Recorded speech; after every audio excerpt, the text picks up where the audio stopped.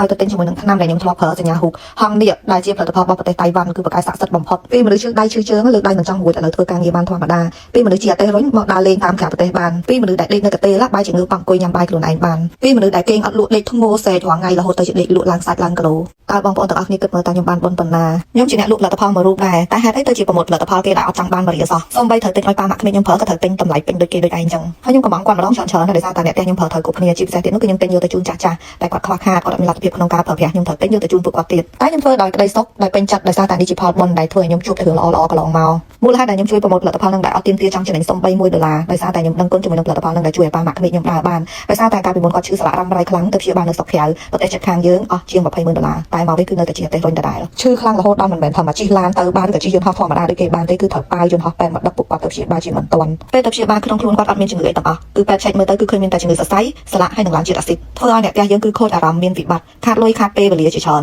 ចុងក្រោយមានមិត្តភក្តិម្នាក់គាត់ណែនាំឲ្យញ៉ាំចុងក្រោយមកជាជាមួយនឹងថ្នាំស្លាកធំតាម$15នេះដំបូងឬ$15ធូរពេកអត់ហ៊ានចង់ផឹកដល់ពេលវាជាជំរើសចុងក្រោយអីឬតែសេតរយប់ពេកដាក់ធំតែ2ថ្ងៃ3ថ្ងៃបាត់ពីមួយថ្ងៃទៅមួយថ្ងៃធូររហូតដល់ឥឡូវនេះគាត់ដើរលេងទៅក្រៅប្រទេសបានហើយអាយុគាត់មិនតិចទេម៉ាក់ក្មេងខ្ញុំអាយុ86ប៉ាក្មេងខ្ញុំអាយុ96នេះហើយដែលជាការដឹងគុណក៏ដូចជាការចែករំលែកនៅផលិតផលដែលល្អពិតជូនទៅដល់អ្នកដែលកំពុងមានវិបត្តិនៅក្នុងផ្ទះដែលមានអ្នកផ្ទះឈឺឲ្យគាត់បានជាសះស្បើយដោយប៉ាម៉ាក់ក្មេងខ្ញុំអញ្ចឹងនិយាយទៅឮគេនិយាយ100ដងមិនស្មើនឹងបានជួបម្ដងថ្នាំស្លាកសញ្ញាហូបហងនេះគឺមានអត្ថប្រយោជន៍ច្រើនមែនតើជួយព្យាបាលស្ពឹកសពុនក្រិចថ្លោះកប់សរសៃឈឺចុករយឆ្អឹងខ្នងឈឺកញ្ញោដៃកញ្ញោជើងឡើងជាតិអាស៊ីតរយករយចង្កេះឈឺចុកចាប់ដៃជើងឈឺចង្កុងឈឺតាគៀកឈឺលំមូសាច់ដុំនៅពេលដែលយើងដើរច្រើនអីឈឺសន្លាក់ឡើងជាតិអាស៊ីតឈឺសរសៃហ្នឹងគឺប្រកាយលេខ1អូនឆ្នាំហ្នឹងបើអូនចង់បើអ៊ំចង់ទិញរាយលក់អត់ម្ដងពីរដប